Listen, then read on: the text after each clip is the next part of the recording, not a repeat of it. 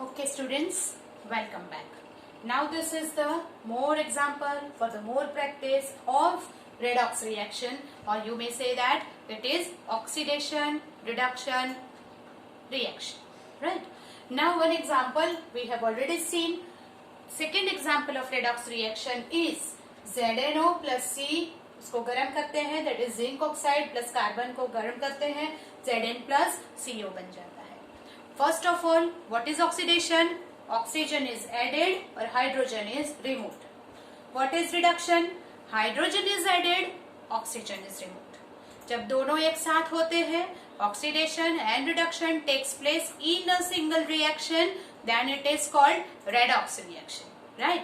तो this is redox reaction because यहाँ पे ZnO plus C gives Zn plus CO. तो जिंक ऑक्साइड में से ऑक्सीजन रिमूव होके Zn बन गया. दैट इज जिसमें से ऑक्सीजन रिमूव हुआ उसका रिडक्शन हुआ. So ZnO is reduce to Zn. क्यों? क्योंकि क्या रिमूव हो रहा है? Oxygen is removed. If oxygen is removed, then it is reduction.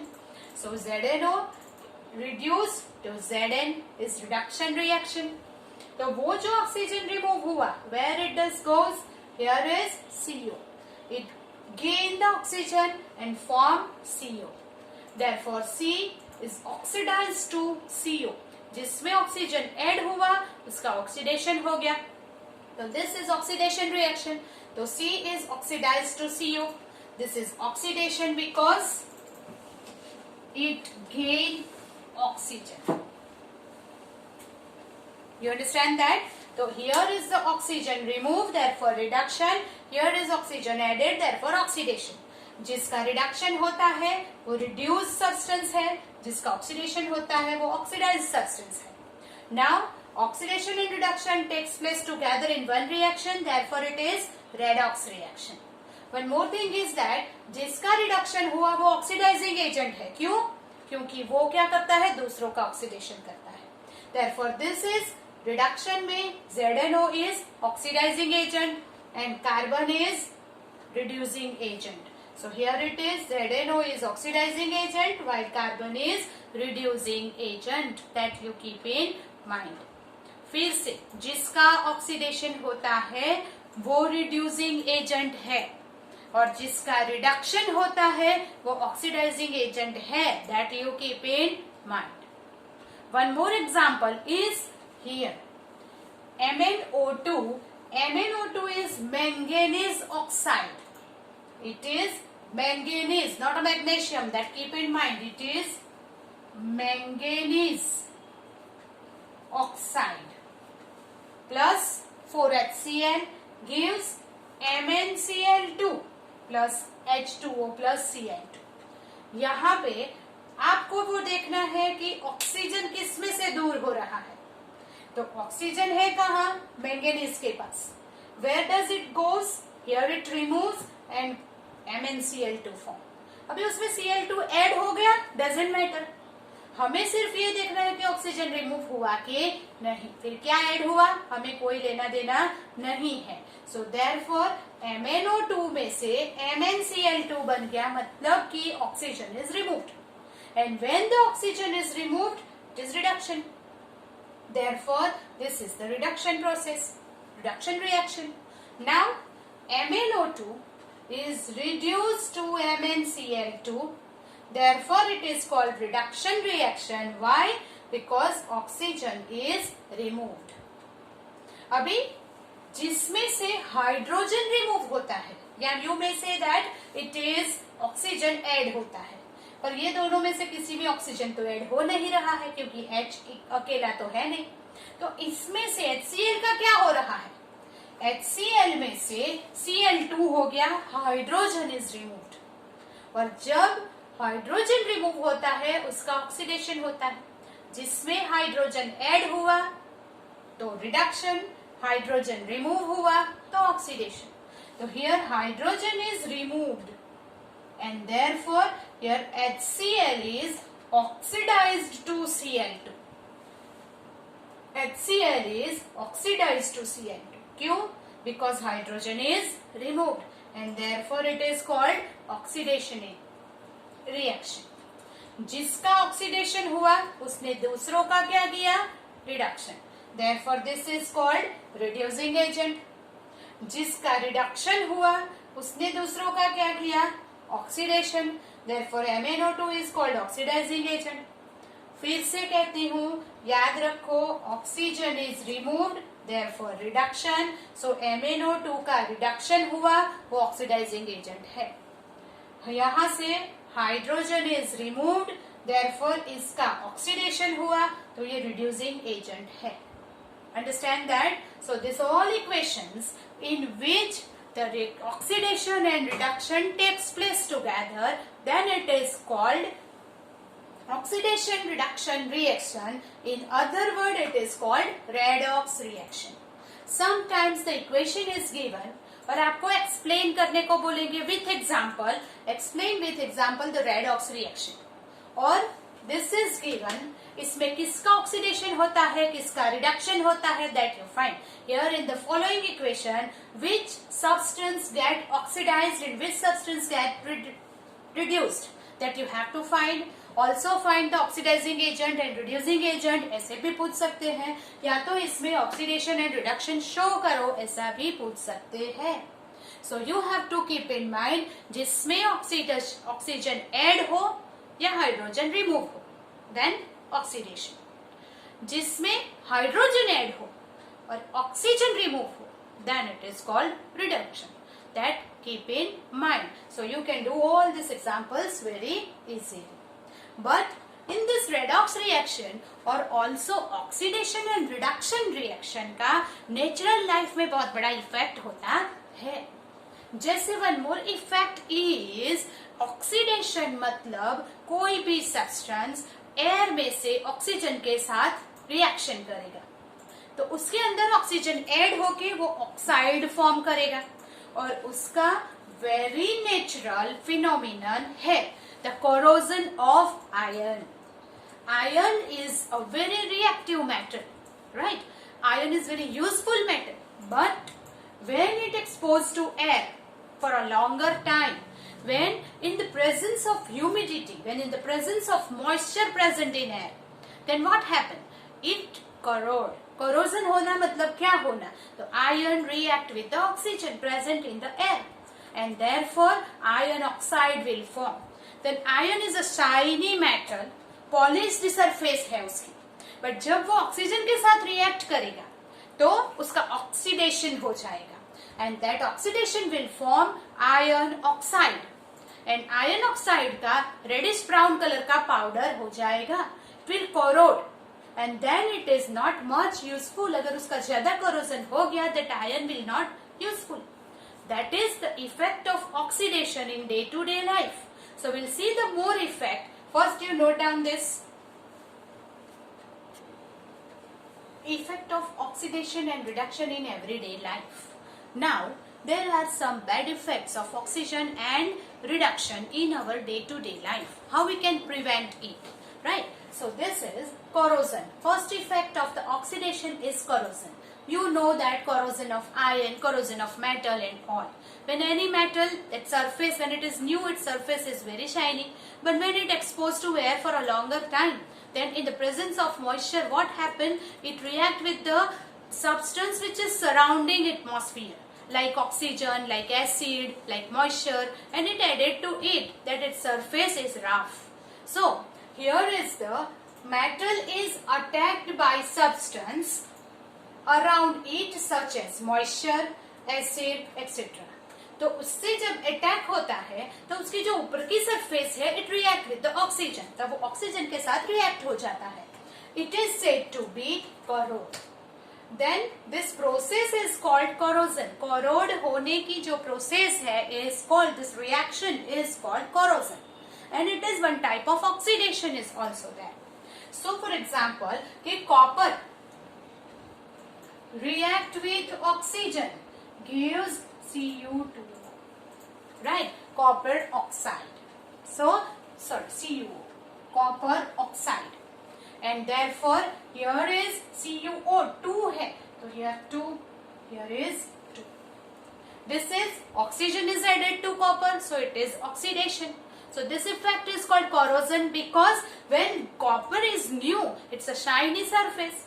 But because of oxygen is added to there, corrosion takes place and therefore green coating on the copper is there. वो blackish हो जाता है, greenish हो जाता है, उसकी shiny surface चली जाती है, disappear हो जाती है shine उसकी. That is called the corrosion. फिर से अगर iron Fe is added here to the exposed to the longer time, for the longer time if it exposed to air, then what happened? It react with the oxygen present in the air in the presence of moisture. और इसीलिए corrosion ज्यादा monsoon में होता है, rainy season में होता है, because वहां पे मॉइस्चर ज्यादा है. तो क्या हो जाएगा? Fe plus O2 gives 2FeO, that is ferric oxide. And ferric oxide iron oxide बोलते हैं, जिससे रेडिश ब्राउन कलर का पाउडर उसके ऊपर कोट हो जाता है. जब आयरन नया है, it's a very shiny surface, but when it is coated to iron oxide, then here it is iron is coated with the reddish brown powder. जब आप उसके ऊपर ऐसे करोगे तो आपके हाथ में रेडिश ब्राउन कलर का पाउडर आ जाएगा. That is corrosion of iron. If more and more corrosion takes place, it becomes brittle. जैसे आयरन के रॉड और तार भी टूट जाते हैं because of the corrosion, damage हो जाते हैं, then it is not useful. So corrosion का मतलब है when the metal is attacked by the substance around it such as moisture, acid, etc. जब उसके ऊपर मॉइस्चर अटैक करता है या एसिड, तो मेटल क्या करती है?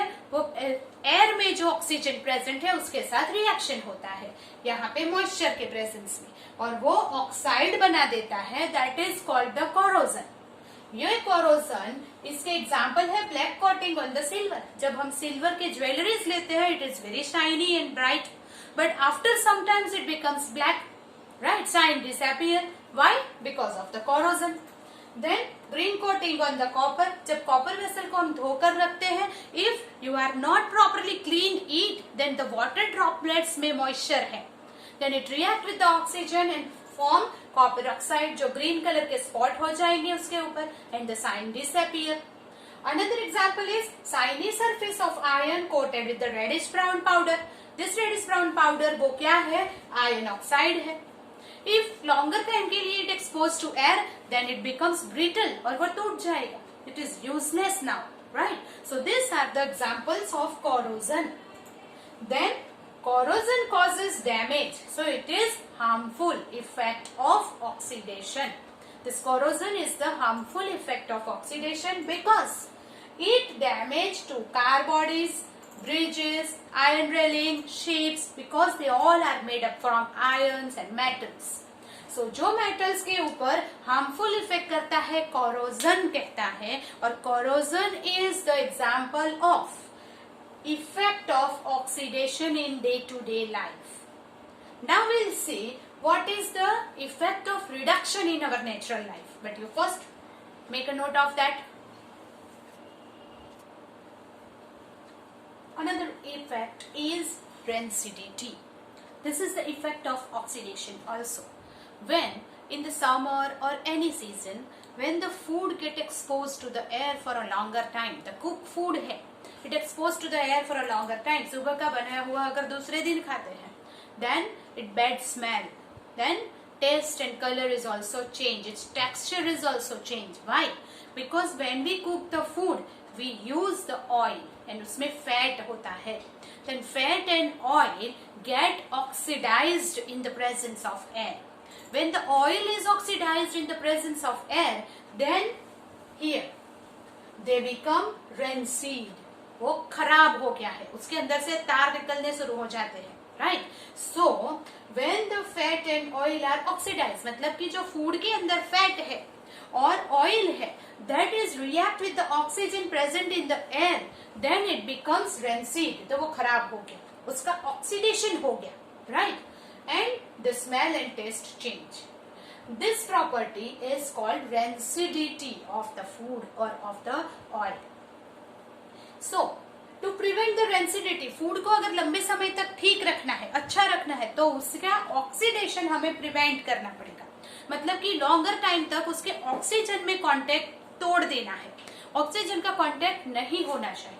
सो to prevent the oxidation of the food what we can do, तो हम उसको फ्रिज में रख देते हैं। तो at the lower temperature oxidation is slower down. Another thing is that कि एंटीऑक्सीडेंट इज एडेड। जब हम बाहर से पिकल्स लाते हैं, पैक फूड लाते हैं, right, tomato ketchup and all, तो उसमें क्या हुआ होता है, प्रिजर्वेटिव एड है। What is the preservative? Preservative is called antioxidant. Now what is antioxidant? जो ऑक्सीडेशन को स्लो डाउन करता है, जो ऑक्सीडेशन को प्रिवेंट करता है, जो ऑक्सीडेशन को रोक देता है। That substance is called antioxidant. अगर किसी फूड में कि जिसमें ऑयल है या तो फैट है, उसके अंदर अगर एंटीऑक्सीडेंट मिलाया जाए तो उसका ऑक्सीडेशन नहीं होगा। And the substance which prevent the oxidation is called antioxidant. So antioxidant is added to food items, that is called the preservative, then oxidation is prevented and therefore rancid food नहीं होगा, oxidation नहीं होगा। That is the one method to prevent the oxidation. Another is keeping the food in a airtight container, so that कि air container के अंदर जितनी air है उतना ही ऑक्सीडेशन होगा, not more than that, and therefore slow down the oxidation हो जाएगा। More oxygen can not be transfer into the container if it is air tight, and therefore slow down the oxidation and rancid नहीं होगा food. One more thing is that is for your information, 1 mark question में पूछा गया answer है ये, chips manufacturer usually, जैसे जो potato chips वगैरह जो फूड आइटम्स जो पैकेट्स में मिलते हैं, राइट, लेज के वेफर्स है, बालाजी के वेफर्स है and all, that manufacturer usually flush the bag of the chips. जो चिप्स अंदर भरने से पहले उसकी जो प्लास्टिक बैग है, that flush out from the nitrogen gas, उसके अंदर नाइट्रोजन गैस भी भरा होता है, सो दैट ऑक्सीजन से उसका कांटेक्ट छूट जाए और उसका ऑक्सीडेशन ना हो, ताकि ऑक्सीडेशन ना होने की वजह से फूड रेंसिड नहीं होगा और वो लंबे समय तक चलेगा। तो 1 मार्क क्वेश्चन में पूछते हैं that food manufacturer, chips manufacturer या तो पैकेट्स में भरने से पहले कौन सा गैस अंदर भरा होता है, या तो चिप्स भरने से पहले बैग्स को किससे फ्लश किया जाता है, that is from the nitrogen gas. अब जब भी कोई फूड पैकेट्स लेंगे तो वो जो है पूरा अंदर से एयर टाइट होगा, वो एयर भरी होगी अंदर, वो एयर में ऑक्सीजन नहीं है बट वो एक नाइट्रोजन गैस है। It is more than enough अगर आप लेते हैं, then it is injurious to health, we know that, right. Okay, so oxidation को प्रिवेंट करने के लिए नाइट्रोजन गैस का यूज किया जाता है। So this are some preventive measures जिससे रेंसिडिटी कम कर सकते हैं, right. Okay, so here is the 2 effect that is in day-to-day life. One for the oxidation is corrosion of the metals. When it get exposed to air, it react with the oxygen. Attacked by the moisture and acid, it react with the oxygen. Another harmful effect is rancidity, that is the oxidation of fat and oil which is present in our food, and then the food spoil. Its taste, texture and color will be changed. Smell, bad odor उसमें से आने लगता है. That is not useful now.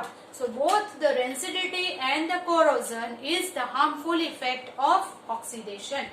So अगर corrosion को prevent करना है तो हम मेटल के ऊपर ऑयल अप्लाई करेंगे, या तो उसके ऊपर कलर कर देंगे, या तो उसके ऊपर दूसरे कोई मेटल का कवर कर देंगे, कोट कर देंगे। तो क्या हो जाएगा, मेटल का ऑक्सीजन के साथ कांटेक्ट छूट जाएगा, बीच में से एक लेयर आ जाएगा, वो कलर का है या तो ऑयल का है। अगर रेंसिडिटी नहीं होने देनी है तो क्या करेंगे, उसके अंदर प्रिजर्वेटिव मिला देंगे, या तो उसको एयरटाइट कंटेनर में फ्रिज में रख देंगे, और या तो उसके अंदर नाइट्रोजन गैस अप्लाई करेंगे। So this are the preventive measures to slow down the oxidation in the corrosion and rancidity.